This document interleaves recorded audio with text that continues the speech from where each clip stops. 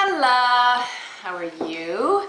I am so glad that you are joining me again today. As promised, I'm going to try and get a lot better with my videos.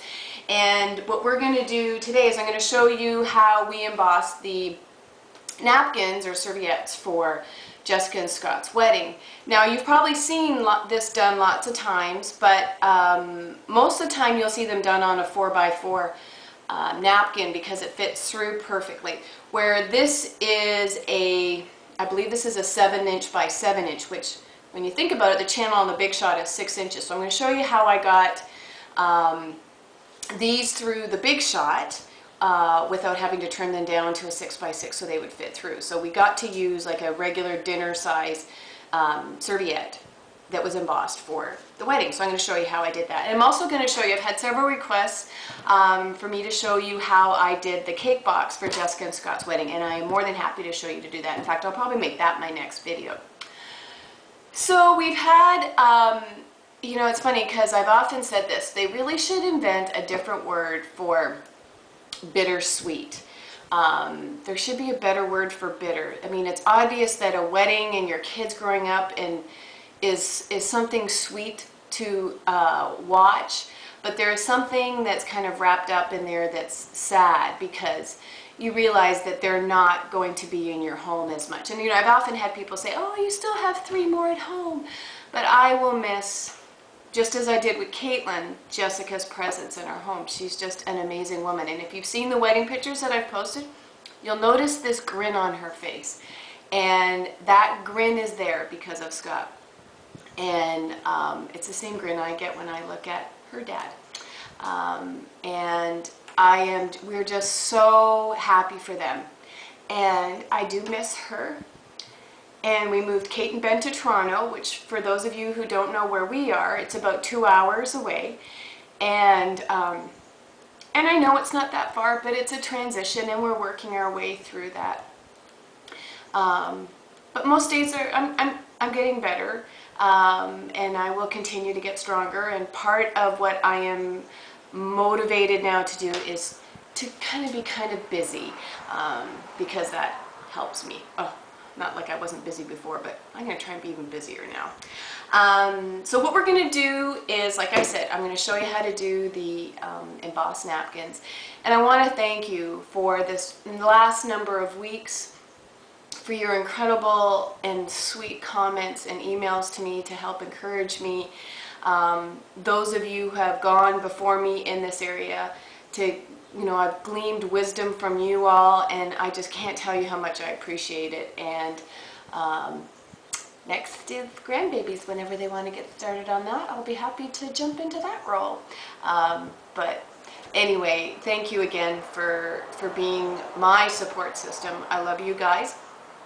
And I have lots to share, lots to show, and let's forge ahead, and I hope you join me to do that. So I'll be right back. Okay, so I am back to show you how we embossed the serviettes, and I hope you can, I guess that you can kind of catch it well. You are going to freak out how easy it is to do this. Well, I hope you freak out. And I remeasured these. They're actually 6.5 by 6.5, which is a regular dinner-sized serviette. So what you're going to need to do this is whatever embossing folder that you would like.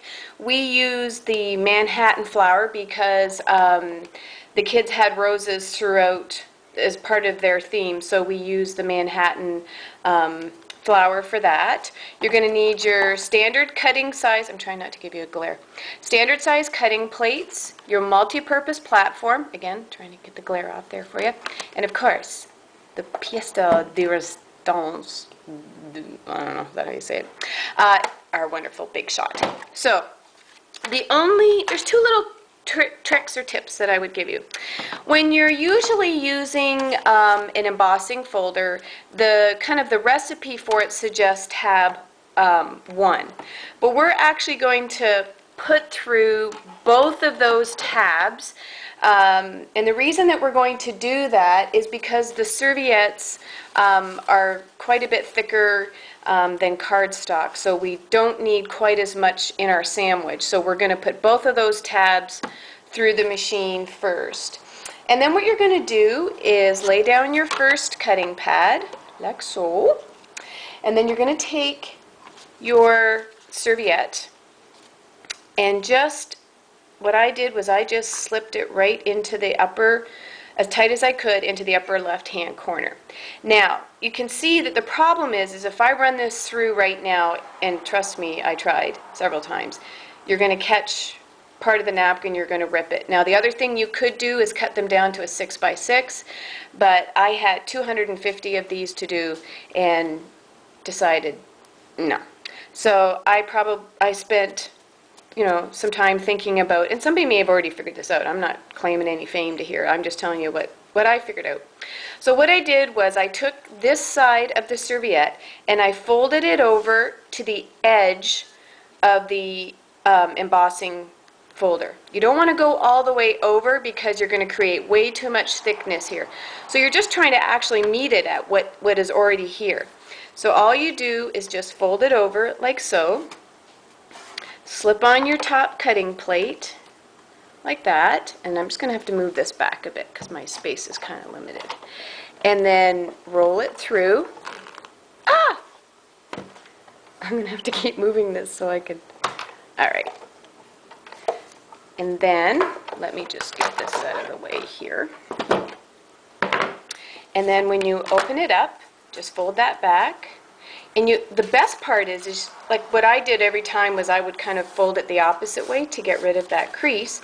And then, voila.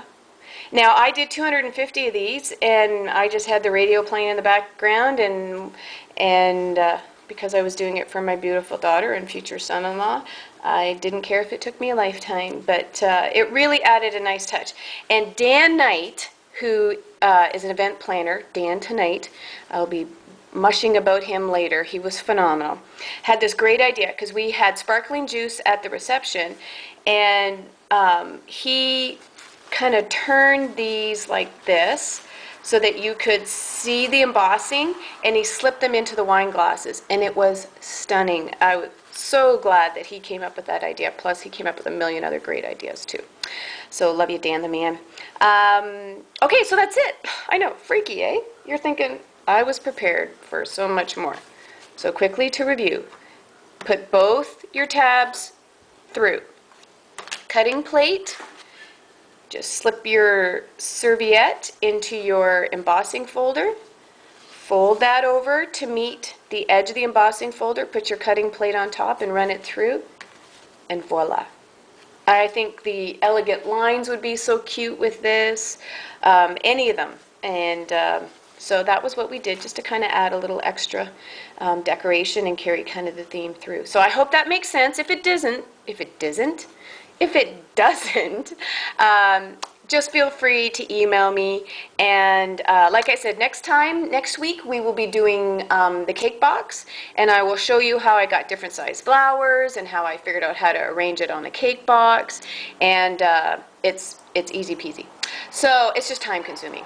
And so that's it. Thanks for stopping by. Keep watching. I am amping stuff up. You will want to come along with me as I amp it up.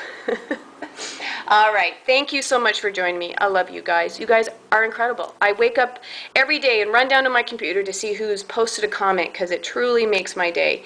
And I love you guys. Have a great day. Bye-bye. Bye-bye. Bye-bye.